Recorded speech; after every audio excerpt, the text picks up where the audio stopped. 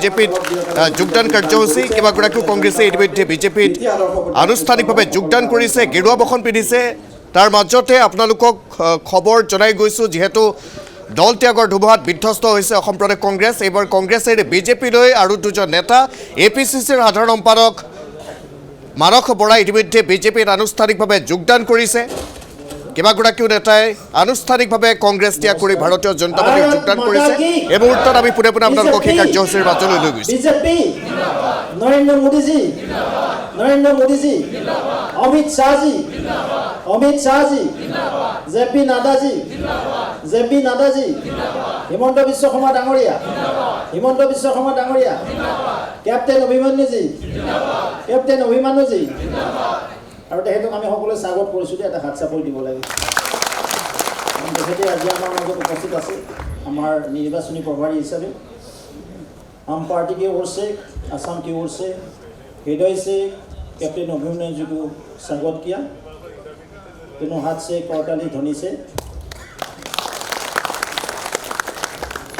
आज योगदान सभात आमार सैते उपस्थित थका आमार प्राक्तन राज्यिक सभापति, प्राक्तन मंत्री, ज्येष्ठ नेता सन्मान्य सिद्धार्थ भट्टाचार्य डांगरिया, এই সভাত आमार सैते उपस्थित थका आमार चुनाव प्रभारी कैप्टेन अभिमन्युजी, सभात उपस्थित थका অসম চৰকাৰৰ জ্যেষ্ঠ মন্ত্ৰী পীযুষ হাজৰিকা ডাঙৰীয়া, সন্মানীয় মন্ত্ৰী জয়ন্ত মল্ল বৰুৱা ডাঙৰীয়া, আমাৰ নিৰ্বাচনী মেনেজমেণ্ট কমিটিৰ কোঅৰ্ডিনেটৰ সাংসদ পবিত্ৰ মাৰ্ঘেৰিটা ডাঙৰীয়া, ডিব্ৰুৰঞ্জন শৰ্মা ডাঙৰীয়া, লগতে আমাৰ মন্ত্ৰী এজন বহি আছে পাহৰিছিলোঁ, সন্মানীয় মন্ত্ৰী অতি জ্যেষ্ঠ মন্ত্ৰী চন্দ্ৰমোহন পাটোৱাৰী ডাঙৰীয়া, শ্ৰদ্ধাৰ জ্যেষ্ঠ নেতৃবৃন্দ, বিভিন্ন সমষ্টিৰ ইনচাৰ্জসকল আৰু আজি আমাৰ দলত সন্মানৰ যিসকল ব্যক্তি বিভিন্ন দল সংগঠনে আমাৰ দলত যোগদান কৰিলে, সন্মানৰ ব্যক্তিসকল, মানস বৰা ডাঙৰীয়া,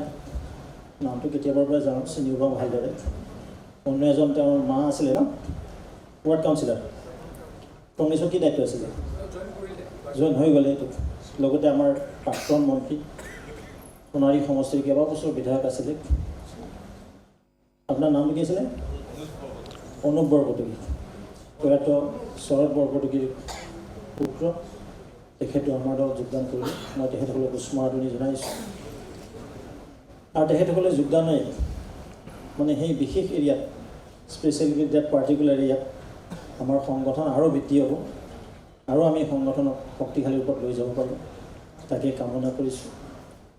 গোটেই ভাৰতবৰ্ষতে মোদীময় পৰিৱেশ, কেৱল মোদী নহয়নে? আৰু অসমতো ঠিক আৰু মাননীয় মুখ্যমন্ত্ৰী মহোদয়ৰ নেতৃত্বত যিদৰে অসমত উন্নয়ন হৈছে, সদায় অহাকালিও মেগা জইন আছে। অহাকালি আমাৰ কমলপুৰ সমষ্টিৰ যোৱা বিধানসভাৰ প্ৰাৰ্থী আছিলে কিশোৰ বৰুৱা ডাঙৰীয়া, তেওঁ যোগদান কৰিব। কংগ্ৰেছৰ স্প'ক্স পাৰ্চন আছিলে, বহুদিন ধৰি তেওঁ কংগ্ৰেছ কৰিলে।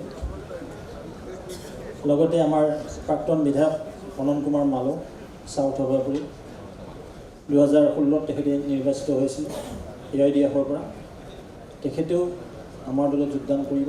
লগতে ভাস্কৰ দাহাল কংগ্ৰেছৰ স্প'ক্স পাৰ্চন আছিলে নেকি, বহুদিন ধৰি কাম কৰিছিল, তেওঁ কালি যোগদান কৰিব। আৰু কেইবাজন NSUৰ আৰু যুৱ কংগ্ৰেছৰ সহযোগীয়ে নিজৰ সংগঠন এৰি আমাৰ দলত যোগদান কৰিব। এক সাংঘাতিক পৰিৱেশ, আৰু এই পৰিৱেশটো যে ৰচনা কৰিছে নৰেন্দ্ৰ মোদী ডাঙৰীয়াই কৰিছে, তাত আমাৰ কোনো একো নাই। দেশৰ যি স্বাভিমান, দেশৰ যি গৰিমা বৃদ্ধি হৈছে মোদীজীৰ বলিষ্ঠ নেতৃত্বৰ কাৰণে হৈছে, এইটো সকলোৱে একেষাৰে স্বীকাৰ কৰে। সিদিনাখন এজন পত্ৰকাৰ বন্ধু মোক কৈছে যে আপোনালোকে যাওক, আপুনি যিমান কৈছে সিমানেই হ'ব।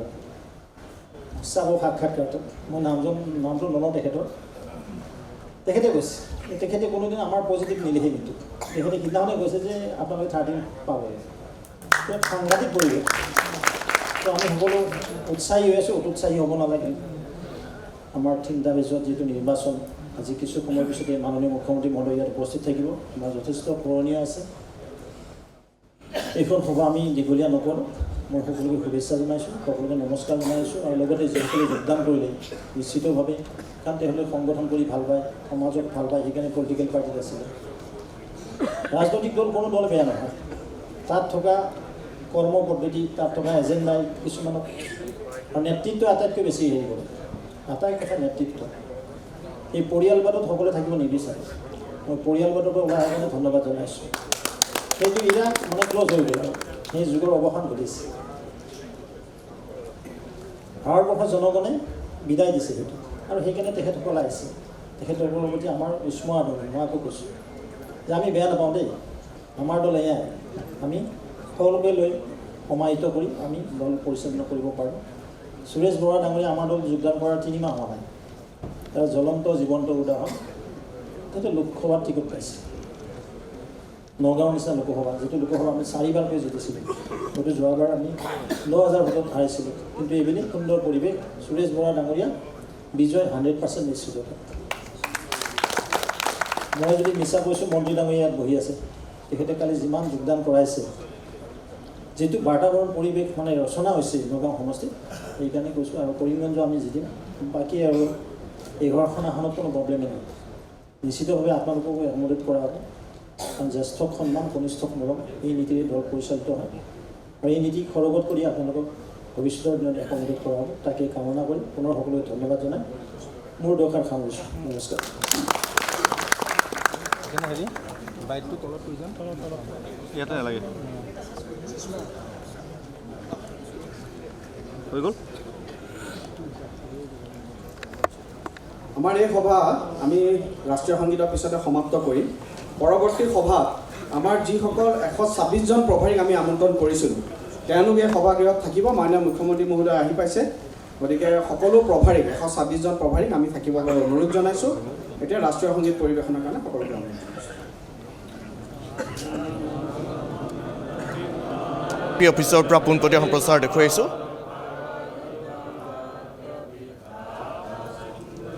আৰু ইতিমধ্যে যিহেতু কংগ্ৰেছ দল ত্যাগ কৰি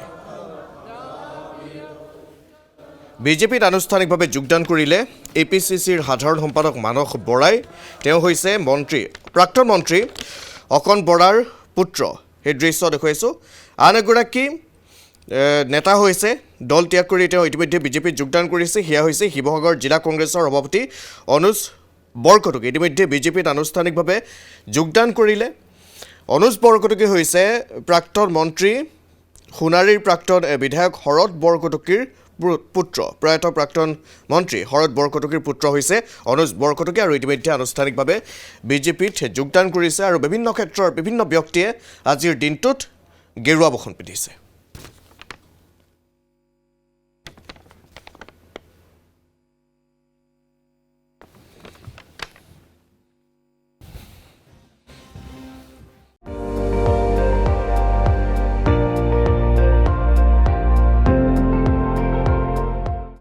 আপুনি চাই আছে ND24 সৰ্বশ্ৰেষ্ঠ নহয় সৰ্বোত্তমৰ দৌৰ